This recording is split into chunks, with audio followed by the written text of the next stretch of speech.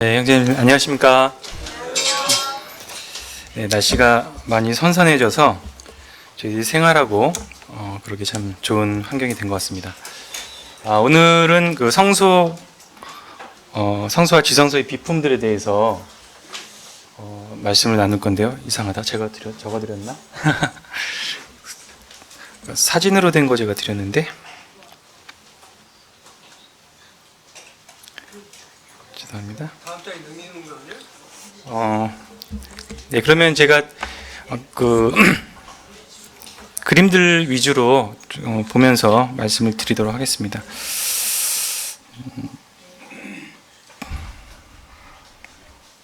죄송합니다. 맞네요. 예, 감사합니다.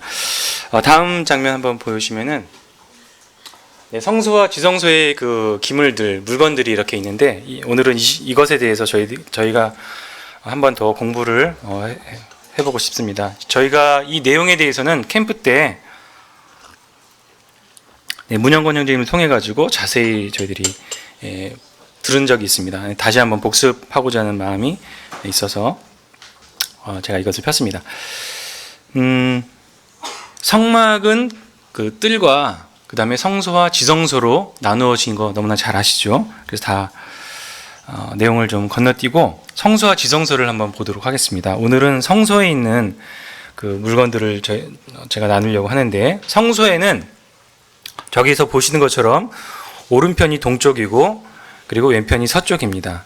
그리고 그 안에 촛대와 떡상과 향단이 이렇게 놓여져 있는데, 먼저 촛대라고 돼 있군요. 이거 잘못됐습니다. 촛대가 아니죠. 제가 그냥 인터넷에서 따와서 그런데 등대입니다. 초가 사용되지 않았습니다. 말 습관적으로 이렇게 한 것 같습니다. 등대입니다. 다음 그림 보여주시면 등대에 대해서 나와 있는데, 다음 그림 한번 넘겨주시겠습니까? 네. 저희들이 너무나 이제 눈에 굉장히 많이 익숙해진 모습이라고 생각이 이렇게 듭니다. 등대에는 만드는 방법과 그 내용들이 출애굽기 25장에 기록이 되어 있는데, 제가 빨리 한번 읽어드리겠습니다.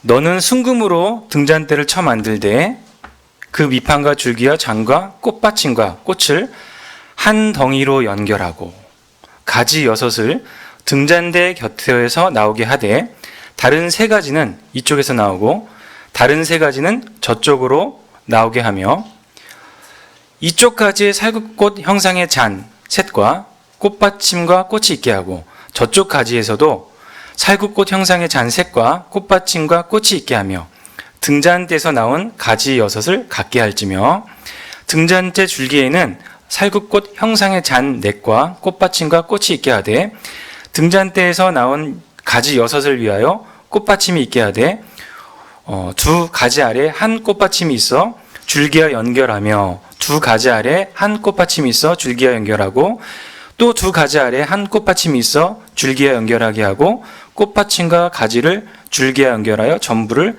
순금으로 쳐서 만들고, 등잔 7을 만들어 그 위에 두어 앞을 비추게 하며, 그 불집게와 불똥그릇도 순금으로 만들지니, 등잔대의 이 모든 기구를 순금 1달란트로 만들 때 너는 삼가 이 산에서 내게 보인 양식대로 할지니라. 이렇게 기록이 되어 있습니다.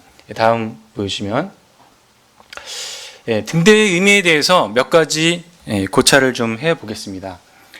먼저 이 등대를 만들 때 램프 스탠드라고 하죠. 이 등대의 재료는 순금으로 되어 있습니다. 저희는 순금이 무엇인지 너무나 잘 알죠. 갖고 싶지만 또 많이 못 가지게 되는 거, 되게 비싼 거. 그리고 순금은 변하지가 않습니다. 겉에 먼지 이렇게 쓱 닦으면 또 예뻐지고, 그래서 녹이 슬지 않는 그런 금속 중에 금속이 바로 귀금속이라고 얘기를 하죠. 흔하지 않으니까. 그것이 이제 순금입니다. 그래서 순금은 무엇을 상징하는 것이냐?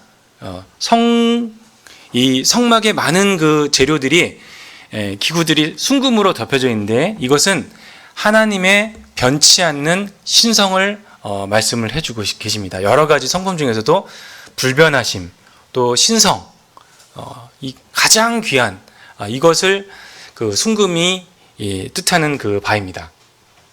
자, 그러면 등대는 어떻게 만들어졌습니까? 이 말씀에서 보면은 때려서 만들라고 되어 있습니다. 때려서 만드는 그 반대의 어떤 그런 방법이 있는데 그게 뭐냐면은 부어서 만드는 방법이 있죠.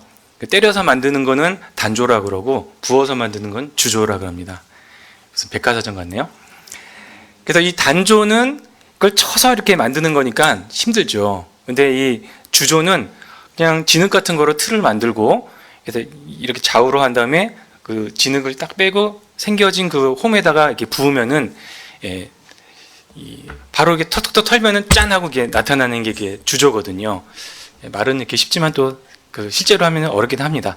자, 근데 단조는 훨씬 더 어렵죠.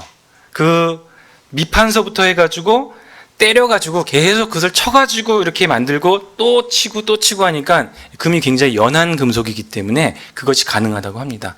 철 같은 거는 때리다 다 깨지고 하는데 금은 굉장히 그래도 그 연성이라고 하죠. 그게 부드럽기 때문에 때려가지고 만들 수 있다라고 이렇게 말을 합니다. 근데 이 등대가 또 금이 기본적으로 상징하는 것은 바로 우리 주님을 상징하는 것입니다. 그래서 우리 주님께서 이 신성하신 분이시고 거룩하신 분이시고 그 자체가 참 하나님이신데 왜 이렇게 침이 필요하냐, 때림이 필요하냐.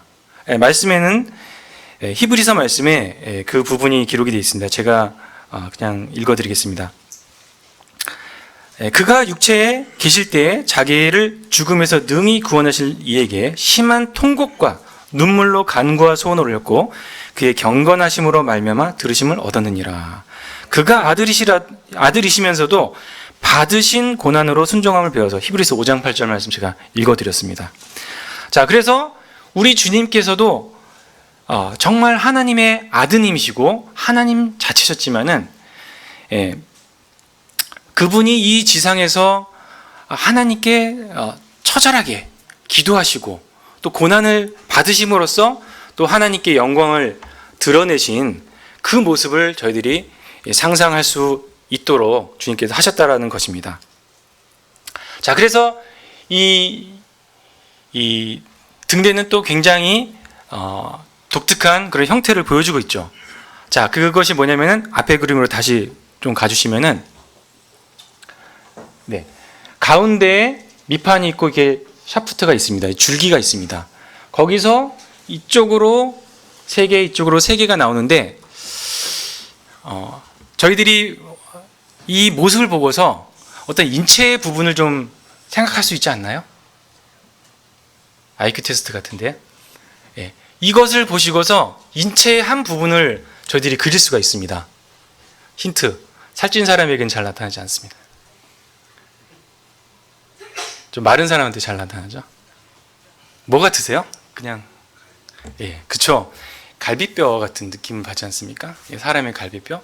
자, 그래서 이 모습을 보게 되면은 저희들이 아담과 하와의 그 창조의 모습을 생각할 수가 있습니다. 하나님께서 하와를 만드실 때 동떨어지게 만드신 것이 아니라 사이드, 옆구리에서 그 갈빗대를 취해서 만들었습니다. 자, 그와 마찬가지로 이 줄기에서 가지 3개가 그 옆구리에서 이렇게 삐죽삐죽 이렇게 나온 것입니다. 얼마나 아름다운 모습입니까? 그래서 바로 이 모습은 그리스도와 그리스도의 교회, 그리고 제가 읽어드린 그 부분에서 보면은 계속 한 덩이 이렇게 말을 해주고 있습니다. 그래서 그리스도와 우리는 하나라고 하는 것입니다. 그리고 이것을 생각해보면은 또 그런 모습도 생각할 수 있을 것 같아요. 머리에서 뭐 이렇게 3개가 나오고 이렇게 해서 등을 만질 수도 있잖아요. 그런 게 아니라 또 바닥에서 이렇게 뭐 3개 나와서 그것이 아니라 옆구리에서 이렇게 나왔다고 하는 것은 분명히 우리 주님과 교회의 관계를 표현한다라고 하는 것을 볼 수가 있습니다.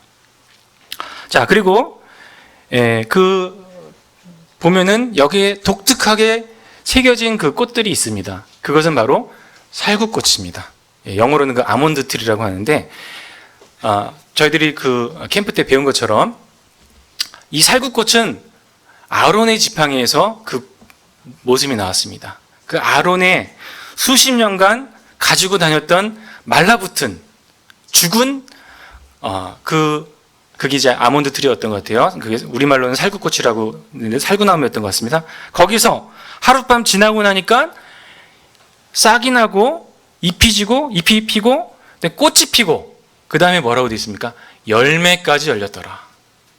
야, 이 완전히 죽은 것에서 새로운 생명이 이렇게 태어나는 것을 볼 수가 있습니다. 자, 그것은 무엇을 의미합니까? 바로 우리 주님의 부활을 의미하는 것입니다. 자, 그런데 이 가지를 보면은 살구꽃이 몇 개가 표현이 되어 있습니까? 한 가지당 몇 개씩 되어 있습니까? 3개씩 나오죠. 하나, 둘, 셋, 하나, 둘, 셋, 하나, 둘, 셋. 가지마다 다 똑같습니다. 자, 이것은 그 가지들이 우리 주님의 부활로 말미암아 나올 때 그냥 나온 것이 아니라 부활의 그 생명 가운데로 하나가 되어서 나왔다라고 하는 것을 보여주고 있는 것입니다. 참 얼마나 아름답습니까? 여기에 부활, 그냥 달려서 나오는 것이 아니라 생명, 이것을 저희들이 이 모습을 통해서 볼 수가 있습니다. 자, 그리고 이렇게 생긴 이 등대에는 몇 개의 그 등불이 있냐면은 7개의 등불이 있습니다. 7이라고 하는 숫자가 자연스럽게 떠오릅니다. 이 7이라고 하는 것은 무엇을 의미하는지 또 저희들이 너무나 잘 알고 있죠. 7은 바로 하나님의 숫자입니다. 하나님께서 7일 동안 6일 동안 만드시고 하루 더 쉬시면서 7일을 이렇게 말씀하시고 그것이 바로 하나님의 어떤 경륜의 완성, 이것을 여기서 볼 수가 있습니다. 그래서 이 등대는 완벽한 하나님의 경륜과 모든 계획들을 이렇게 보여주시고 계신다라고 볼 수가 있습니다. 전 세계 사람들이 7일을 사용하고 있는데 하나님께 감사하면서 사용은 안 하는 것 같습니다. 하나님께서 저작권을 물으실 텐데. 네. 자, 그래서 이 말씀을 보면 이 내용들을 보게 되면은 바로 우리 주님과 우리가 하나로 연합이 되었다라고 하는 것을 볼 수가 있습니다. 자, 그러면 이것은 이 등대의 역할은 저희들이 너무나 잘 알고 있죠. 성소가 다 커튼으로 막혀져 있고 또 널판으로 막혀져 있기 때문에 안에가 굉장히 어둡습니다. 자, 그래서 이 등대에 불이 켜졌을 때, 자, 근데 등불이 하나만 켜져 있으면은 뭐 그림자도 많이 생기고 하겠죠. 그러면 여기에 7개의 등불이 켜지면은 어떤 현상이 벌어질까요? 자, 그럴 때 한 빛은 다른 등대를 계속 비추게 됩니다. 그래서 마치 7개가 함께 이번에 켜지면은 그 등대 자체가 자체의 발광처럼 굉장히 아름다운 모습이 드러나게 되어 있습니다. 그것은 바로 하나님께서 교회를 통해서 우리 주님의 영광과 아름다움을 보여주시는 것이다 라고 하는 것을 저희들이 또 생각할 수가 있습니다. 그리고 이 등대에 사용되는 기름이 무엇입니까? 바로 올리브유. 아주 순전한 이 올리브유가 이 이제 등대에서 사용되는데 그것은 바로 교회 가운데 내재하시는 성령님의 이 역사를 볼 수가 있습니다. 자, 그래서 성령님의 역사가 활활 타오를 때 이 빛도 아마 더 활활 타오를 것이라고 생각이 듭니다. 우리 가운데 성령 충만이 정말 임재하는가? 하나님의 말씀이 풍성히 거하여서 이 성령님이 하시는 일들이 우리에게서 나타나는가, 나타나지 않는가? 이것은 교회의 전망에 있어서 굉장히 중요한 것이라고 이렇게 생각이 듭니다. 자, 그리고 이 등대는 어떻게 켜고 끌까요? 이 말씀에 보면은 켜는 거는 있지만 끄는 것이 없습니다. 영원히 켜 놓아라 이렇게 되어 있습니다. 출애굽기 27장 20절에서 21절 보면은 저녁부터 아침까지 항상 여호와 앞에 그 등불을 보살피게 하라 이렇게 되어 있고 계속해서 레위기 24장에 보면은 계속해서 등잔불을 켜두어라 이렇게 되어 있습니다. 그래서 끄는 일이 없습니다. 예, 끄지 않습니다. 이 하나님의 등불은 계속 켜져 있는 것입니다. 그래서 하나님의 빛은 이 교회를 통해서 정말 이 세상을 끊임없이 비추시는 이것을 보게 되고, 그리고 이것을 누가 관리하냐? 아론이 관리합니다. 아론 역시 우리 주님을 상징하는 그런 인물입니다. 그리고 이 불이 아무래도 키다 보면은 말씀에는 나오진 않지만 심지가 있어야 되거든요. 기름이 탈 때는 심지가 있어야 됩니다. 그리고 불이 타면은 아무래도 그을음이 생기게 됩니다. 그래서 아론은 계속해서 이것을 관리를 해줘야 되고, 기름도 넣어줘야 되고, 또 이렇게 계속 닦아줘야 되고, 또 땅에 뭐 끓음이나 이런 게 생기면은 그것도 치워줘야 되고, 계속적인 관리가 필요한 것이 등대입니다. 자, 그래서 우리 주님께서 우리 교회를 정말 계속해서 돌봐주십니다. 기름을 부어주시고, 그 다음에 또 닦아주시고, 또 흠이 있으면 또 어떻게 또 처리해 주시고, 심지가 너무 길면 또 잘라주시기도 하고, 이렇게 하십니다. 그래서 이 모습은 역시 계시록에 나와 있는 우리 주님과 일곱 촛대의 그 모습을 저희들이 또 볼 수가 있습니다. 주님께서는 그리스도인들을 통해서, 교회를 통해서 이 세상에 하나님의 아는 빛을 드러내기를 이렇게 원하시는 것입니다. 원하시는 것을 저희들이 볼 수가 있습니다. 다음 사진 보시면, 다음 이거 좀 마지막으로 제가 말씀드리려고요. 자, 그 다음에 진설병을 두는 그 떡상이 있습니다. 밑에 그 보면은 사이즈가 정확하게 나와 있죠. 90에 45에 67.5다. 이게 90이라고 하는 거는 길이를 얘기하는 거고, 가로 세로, 가로가 이제 45, 세로가 90, 그 다음에 높이가 67.5. 아마 우리 만찬상 요하고 이 앞에 있는 거하고 좀 비슷할 것 같습니다. 자, 그래서 이 진설병을 놓는 이 떡상이 있는데, 떡상은 이 조각목으로 만들고 금으로 이렇게 쌉니다. 제가 그 말씀을 다 인용해서 말씀드리지 않겠습니다. 그리고 그 위에 진설병을 두어서 항상 내 앞에 있게 해라. 진설병이라고 하는 특별한 용도의 이 빵을 이 위에 올려두게 되어 있습니다. 그리고 이 진설병은 그 레위기 24장에 보면은 떡 12개를 구워라 이렇게 말을 하고, 그리고 한 떡을 구울 때 한 떡이 10분의 2 에바라고 이렇게 되어 있습니다. 근데 이제 제가 원어를 좀 더 이렇게 보니까 에바는 가로로 되어 있더라고요. 그러니까 10분의 2 뭐 땡땡인데 아마 에바로 이렇게 추정을 하는 것 같아요. 근데 만약에 에바라고 한다면은, 에바라고 하는 거는 이스라엘 사람들의 그 구대의 그 부피를 얘기를 하거든요. 그래서 한 에바가 2.2리터가 되니까 지금 22리터고 10분의 1이면은 2.2, 10분의 2면은 4.4리터가 되거든요. 자, 그런데 이 가루 4.4리터면은 우유팩 4개 있지 않습니까? 그러면은 그거 굉장히 제가 볼 때는 큰 것 같아요. 근데 어떤 방법으로 제조했는지는 정확하게 나오지는 않습니다. 하여간 그거로 이제 구워라 이렇게 돼서 한 줄에 6개씩 진설하고 6개, 그걸 2줄을 하고 나서 정결한 유향을 그 위에 이렇게 올려놓으라 이렇게 말씀을 하셨습니다. 그리고 안식일마다 이 떡을 여호와 앞에 항상 진설할 것이니 이는 이스라엘 자손을 위한 것이 영원한 언약이다. 이렇게 레위기 24장 5절에 이렇게 기록이 되어 있습니다. 자, 사진을 뒤에 사진 한번 보여주시면은, 그래서 사람들이 고민을 좀 한 것 같아요. 그 타입 앞에 거, 그 다음에 뒤에 거가 있습니다. 어떤 게 맞을 것 같으세요? 저 잘 모르겠습니다.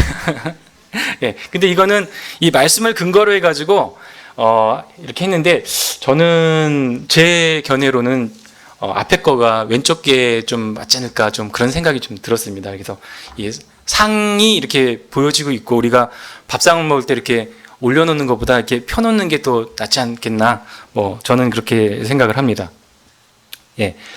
여하튼 다음 장면 보시면은, 그래서 이 떡의 숫자는 12개입니다. 하나님께서 이런 그 상징물이나 이런 것들 주실 때 저희들이 굉장히 쉽게 이해할 수 있도록 해 주셨거든요. 12개. 이 당시에 이스라엘을 보시면서 이 12다라고 하는 의미는 무엇이겠습니까? 그렇죠. 12지파죠. 12지파가 바로 이 12개라고 하는 것의 의미다라고 하는 것입니다. 그래서 이 빵은 12개다. 12개다라고 하는 것. 그리고 이 빵은 바로 무엇을 의미하는 것이냐? 제가 볼 때는 12지파를 의미하는 것입니다. 자, 그래서 이 또 상이 있죠. 떡상이 있고 그 위에 빵까지 이렇게 해서 그게 한 세트가 되는 건데, 상의 의미는 이렇게 서빙하는 거죠. 이렇게 드십시오라고 하는 그거지 않습니까? 상이 없으면 바닥에다 놔야 되니까. 자, 그래서 드십시오라고 하는데 뭘 드십시오라고 합니까? 빵 12개를 이렇게 놓는 거죠. 그리고 그 위에 유향을 또 놓습니다. 자, 그래서 이것은 하나님께서 이 이스라엘 민족을 받으시는 거, 그들을 보시면서 너무나 좋아하시고 그들을 계속 보고 계신다는 거, 그렇게 생각이 듭니다. 그래서 빵을 만들 때 우리가 생각해 보면은 하나님께서 이 떡상 위에다가 곡식을 놓으라고 하질 않으셨어요. 그 다음에 가루를 놓으라고 하지 않으셨고 빵을 놓으라고 하셨습니다. 그리고 그 위에 이제 유향을 두라고 하셨습니다. 이것은 어떤 의미를 가지고 있느냐? 저는 이렇게 생각을 합니다. 이스라엘은, 그리고 이제 이스라엘의 그 7절기 중에 초실절이 있습니다. 처음으로 곡식을 딱 수확을 하는 겁니다. 그 곡식이 있다는 거, 그것을 매년마다 주님이 공급해 주신다고 하는 이 은혜, 얼마나 놀라웠습니까? 그리고 또 그들이 볼 때, 이스라엘 사람들이 볼 때 이 첫 열매는 분명히 이스라엘을 보여주고 있습니다. 물론 신약 시대에 우리 주님께서 첫 열매, 부활의 첫 열매가 되었다고 고린도전서 15장에 이렇게 나옵니다. 결국은 우리 주님을 보여주는 것이죠. 자, 그러나 이 이스라엘이라고 이제 생각을 할 때 그들이 이 가루가 이렇게 되었고 가루를 이제 곡식을 막 빻아서 가루를 만들고 그걸 만든 다음에 이제 이렇게 주물럭주물럭해서 이제 빵을 만들죠. 저는 이제 그 모습이 그들이 정말 이 하나님 앞에서 새 생명을 얻고 그들이 자라가면서 정말 하나님 앞에 정말 먹음직스러운 그런 무엇이 되어간다는 것, 이것을 한번 생각을 하게 되었습니다. 근데 여러분들 이스라엘 땅이 정말 뭡니까? 젖과 꿀이 흐르는 땅이긴 하지만 이스라엘 백성에게 아주 행복한 땅이었었습니까? 어떻게 생각하십니까? 그냥 아주 좋은 것, 마음껏 그냥 놀기만 하고 놀기만 해도 살 수 있는 그런 곳을 주셨습니까? 그렇지 않죠. 사방에 정말 가나안 족속들도 그들을 다 이렇게 처리를 해야 되고, 그 다음에 다 처리하고 나서도 이집트가 와서 건드리고 바빌론이 와서 건드리고 이런 아주 힘든 곳을 주셨던 것 같아요. 그래서 제 속으로 주님이 그냥 이스라엘 백성을 쫙 옮기셔가지고 아메리카 대륙 이런 데 쫙 대평원 가도 끝이 없는 그런 평원에 씨만 한번 씹으면은 그냥 그게 10배, 100배가 되는 그런 땅, 외적의 위험으로부터 고립된 땅, 이런 데 주시면 좋지 않았을까? 그렇지 않습니까? 근데 가나안 땅은 그런 곳이 아니에요.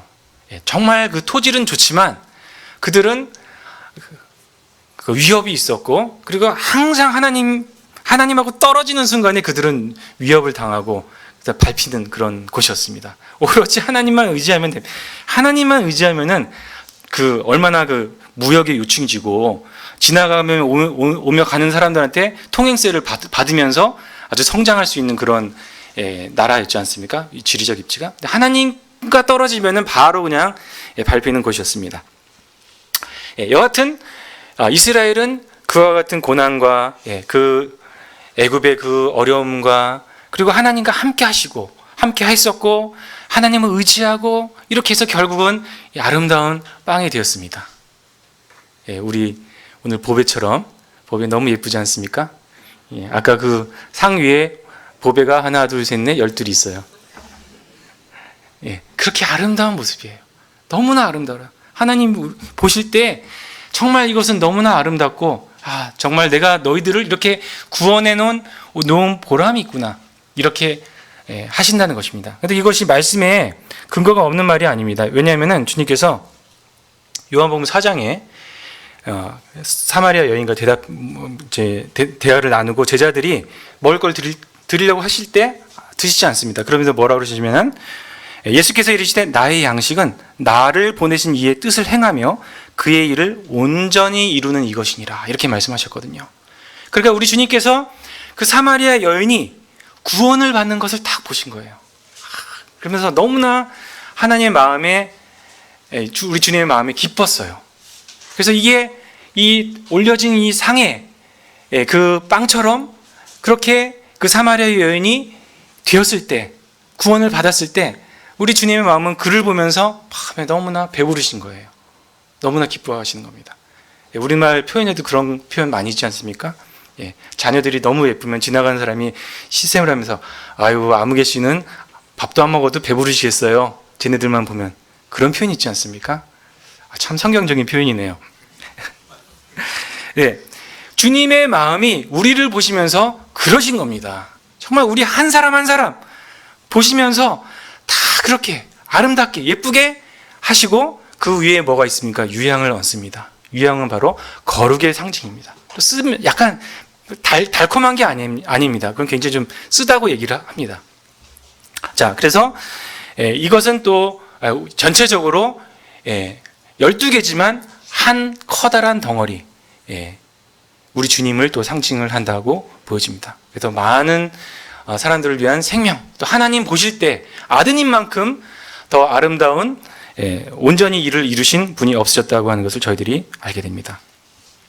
그리고 빵이라고 하는 걸 생각할 때 저희도 마찬가지입니다. 우리가 탁 주님과 함께 부활해서 주님의 나라에 들어왔습니다. 자, 근데 우리의 삶도 어떻습니까? 쉽지만 한 것은 아닙니다. 어려움도 있습니다. 불과 같은 시험이 있습니다.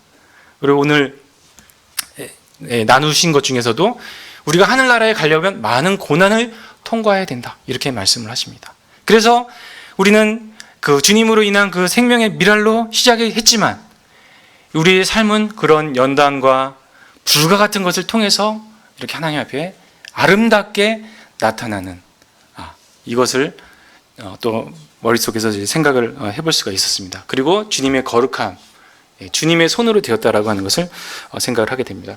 그래서 이제 그 진설이라고 하는 그 말을 보면은 showing 또 presence라는 말이 있고 히브리어서로 이제 파님이라고 하는데 이 파님이 그 뜻이 얼굴이라는 뜻이래요. 그렇죠? 그럼 제 상상이 맞죠? 맞을 것 같아요. 그 12덩이의 얼굴을 보시는 거예요, 주님은. 네, 참 이게 너무나 아름다운 묵상이라고 생각이 듭니다. 다음에 보시면은 분향 제단에 대해서 나오는데 분향 제단은 높이가 1m, 가로 세로가 50cm, 50cm. 그래서 50cm, 50cm고 그 다음에 이제 뿔이 있습니다.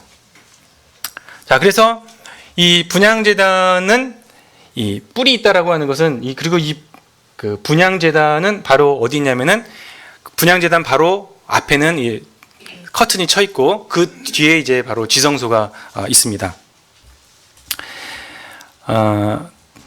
그래서 이제 분향 제단에는 그 아론이 향을 태우는데 아침마다 향을 태우고 또 저녁 때 등불을 켤 때 이제 켠다라고 되어 있습니다. 아마 여기서 관리를 하는 것 같은데 이 부분 조금 더 연구를 해보겠습니다.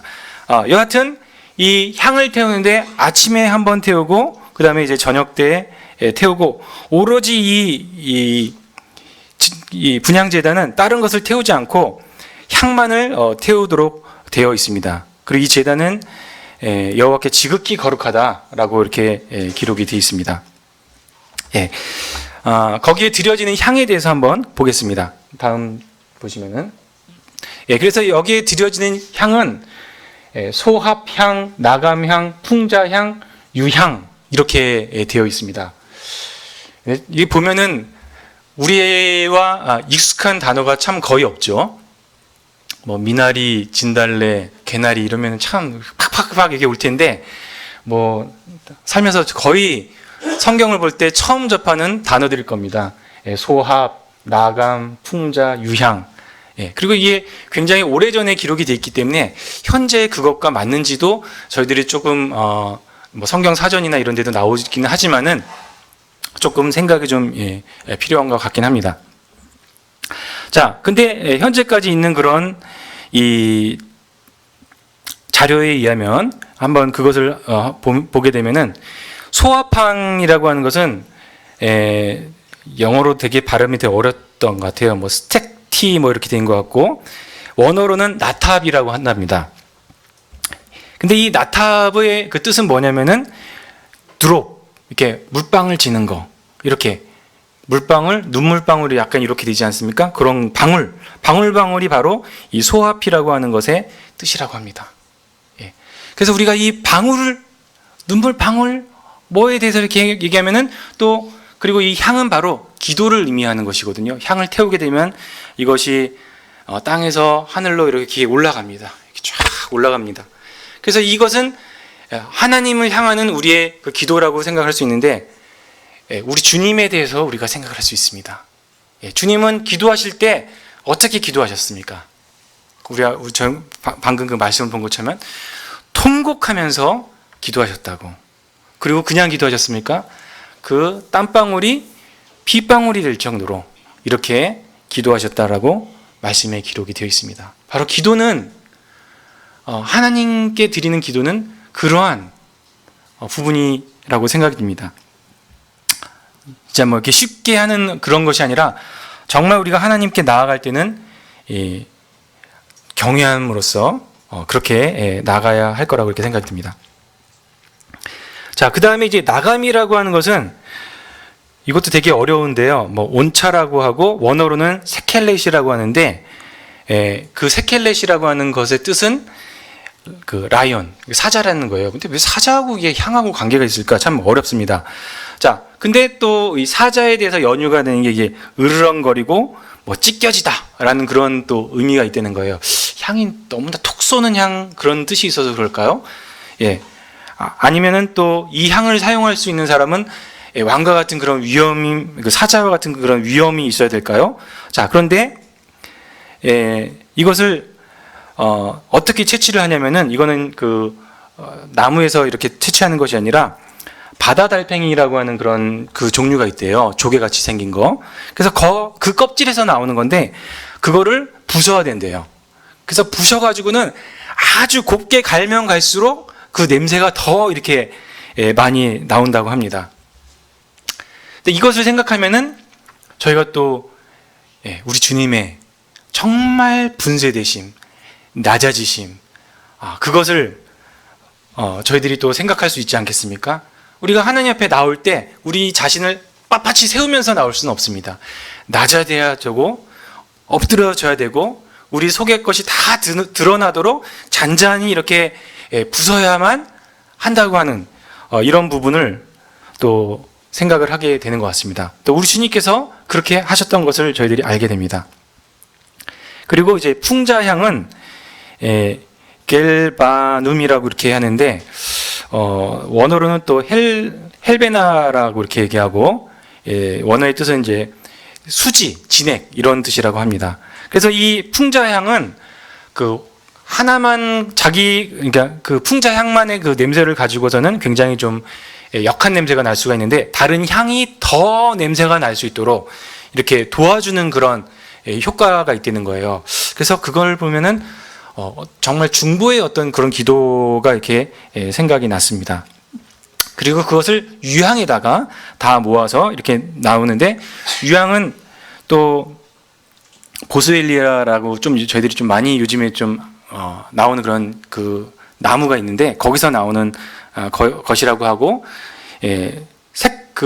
레보나라고 하는데 그 원어로는 그 뜻은 이제 하얗다라고 하는 것입니다. 그래서 순수하고 정결한 우리 주님의 또 그 성품을 이 향이 이제 보여준다고 합니다. 그래서 같이 이걸 섞고 거기다가 이제 또 소금을 넣습니다.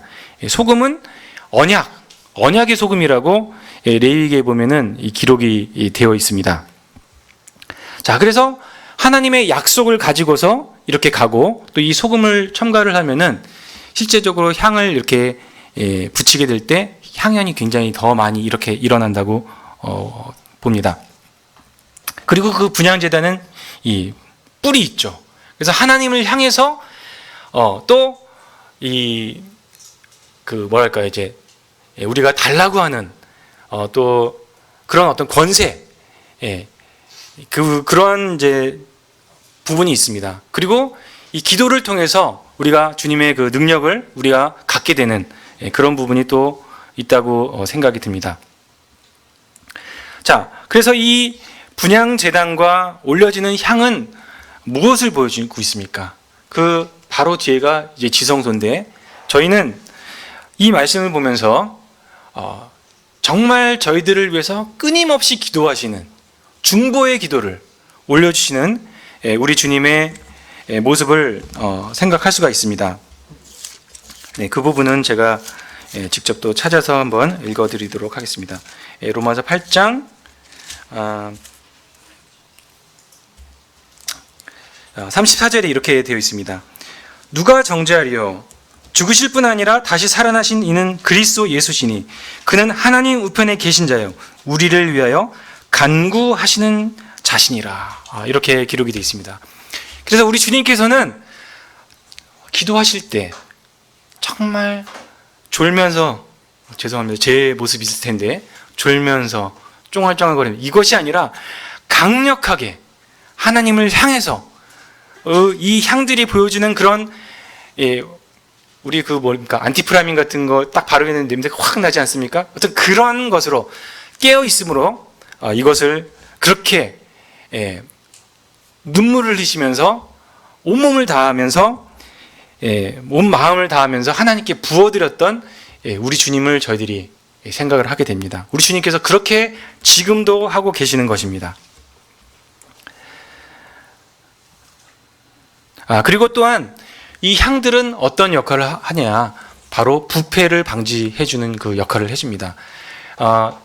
이제 캠프 때 이제 우리 형제님께서 그 진설병은 안식일이 되면 또 싹 가져갔다가 이제 물론 일주일 동안 보관된 거는 이제 가져가고 새로운 빵들을 쫙 이렇게 깔아 놓습니다. 자, 근데 그리고 이제 일주일 돼야지 이제 그 빵을 이제 먹는 것이죠. 이제 먹을 때 그 제단 옆에서 이제 먹습니다. 그랬더니 이제 한 자매님이 그럼 일주일 동안 놔두면 상하지 않을까? 이제 이렇게 얘기를 하시더라고요. 참 현실적인 그 질문이었던 것 같은데, 근데 그 부패를 방지하는 것이 위에 이제 놓은 유향들이 있습니다. 유향들이 그 부패를 방지하고, 그리고 제 생각에 하루에 2번씩 이 향이 그냥 조금의 그 연기가 나겠습니까? 완전히 이 성소를 가득 채우게 될 것이라고 생각합니다. 하루에 2번 또 채우고 또 채우고 하니 자연스럽게 그 빵들이 이렇게 소독이 되지 않을까. 지금 저희들 먹는 것만 생각하고 있죠? 거룩함을 생각을 해야 될 것 같습니다.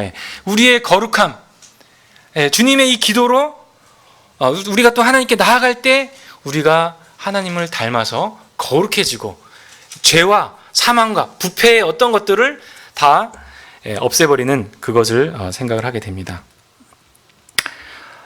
제가 여기서는 나누지 않지만은 그럼 지성소는 어땠을까? 지성소에 그 말씀 드리기 전에 먼저 이 모든 일을 하시는 분이 바로 우리 주님이십니다. 주님께서 등대도 닦으시고 향단도 관리하시고 그 다음에 진설병도 이렇게 관리하시고 그러한 이제 주님의 모습을 저희들이 또 생각하고, 그럼 이 대제사장이 이제 은혜의 보좌 앞에 지성소 안에 들어갔을 때를 생각하면은, 근데 등을 들고 가진 않습니다. 향로는 들고 가는데, 그러면 지성소 안은 어두웠을까 밝았을까? 형제자매들 어떻게 생각되십니까? 말씀에 특별히 나오진 않는데 저는 밝았을 거라고 생각이 듭니다. 왜냐하면 그곳에는 임재의 구름이라고 하는 것이 있습니다. 쉐키나라고 하죠. 그 임재의 구름을 표현할 말이 없습니다. 그래서 표현할 말이 없어서 그것이 낮에 보이게 되면 그게 구름 기둥으로 보이는 것입니다. 밤에 그것을 보면 그게 불기둥으로 보이는 것입니다. 그것이 이 지성소 안에 임했기 때문에 저는 밝았을 거라고 생각을 합니다. 네, 우리 이 성소와 지성소는 굉장히 너무나 놀라운 장소인데 우리 형제 자매님들은 지금 어디 계십니까? 성소입니까? 지성소입니까? 말씀해 보면 뭐라고 되어 있습니까? 우리는 은혜의 보좌에 담대히 나갈지니라. 우리는 지성소에 와 있습니다. 지성소에 와 있습니다. 너무나 놀랍습니다. 자, 그러므로 우리가 이런 지성소의 기물과 성막을 생각할 때 하나님의 임재, 참 이것이 얼마나 놀랍고 참 귀하고 또 참 위대한가에 대해서 저희들이 이제 묵상을 할 수가 있었습니다. 아까 그 무슨 아치 나온 거 있었죠? 그 사진 한번 보여주시겠습니까? 앞에 보시면 나오는데요. 네, 그 앞에. 예, 감사합니다. 근데 그 아까 그 등대에 살짝 나왔지만은 등대가 실제적으로 그 이방인의 손에 의해서 기록된 부분이 있습니다.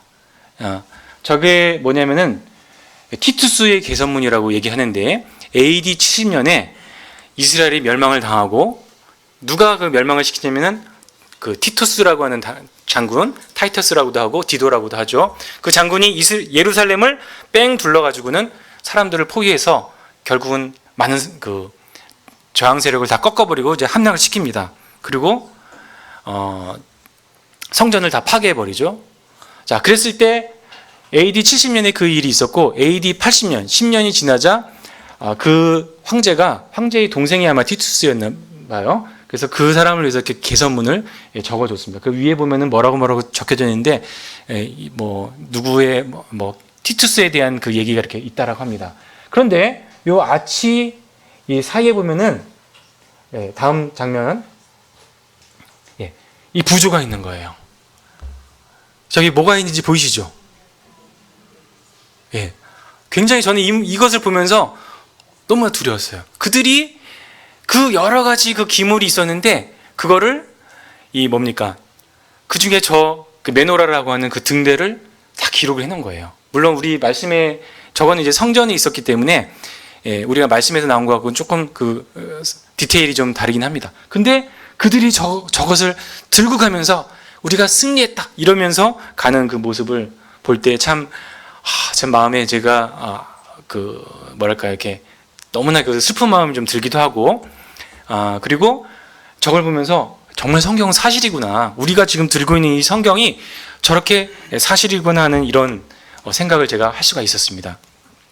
자, 우리가 그 지성소를 다시 한번 가면은 등대와 분향단과 떡상, 이 얼마나 아름다운 주님께서 우리를 사랑하시는 그 표현이라고 하는 것을 저희들이 알 수 있지 않겠습니까? 하나님이 정말 우리를 자랑하고 싶고 너무나 우리를 귀하게 생각하시고 또 우리를 위해서 처절하게 거기서 사무엘이 기도했던 것보다 더 그 이스라엘 사람들을 위해서 사랑하시고 그들이 부패하지 않기를 바랬는데 결국 그들은 계속해서 범죄했습니다. 그래서 하나님께서 그거를 그냥 다 치워버리신 거예요. 이렇게 다 깨트려 버리시고 그랬을 때 하나님의 마음이 또 얼마나 슬프셨겠습니까? 그것은 정말 하나님의 거룩함입니다. 그것은 죄악과 함께 할 수가 없습니다. 우리 교회도 마찬가지입니다. 에베소 교회에 주님께서 말씀하실 때 내가 그 촛대를 옮겨버리겠다 말씀을 하셨습니다. 그런데 촛대를 옮기시는 그 원인이 뭡니까? 에베소 성도들이 말씀을 잘 몰랐습니까? 그 사람들이 굉장히 많은 일들을 했죠. 근데 뭐라고 그러셨습니까? 너의 첫사랑을 버렸다. 처음 사랑을 버렸다. 그래서 그 촛대를 치워버리겠다. 이렇게 말씀을 하신 것입니다. 그래서 우리도 정말 이 지상에 살면서 하나님을 두려워하고 떨면서 우리가 거룩하게 주님을 힘입어서 살아가지 않는다면은 우리는 짓밟히는 소금이 될 것이고 이 세상을 향해서 빛을 낼 수 없을 거라고 생각이 듭니다. 그래서 이러한 저 부조의 어떤 모습은 말씀에도 있지 않습니까? 그들이 잠자면 돌들이 소리를 지를 거라고 하는 그 표현처럼 참 두려우신 하나님에 대해서 또 생각을 하게 해주는 것 같습니다. 이상으로 말씀 마치고 기도하고 마치겠습니다.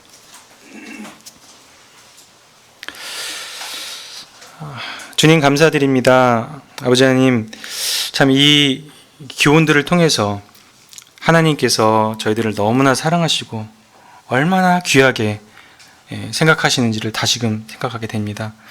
아드님의 보혈로 말미암아 값주고 사신 저희들은 과연 그러한 자들입니다. 저희들을 건져주시고 거룩하게 하시고 아버지 하나님 자녀들로 삼아주신 것을 참으로 감사드립니다.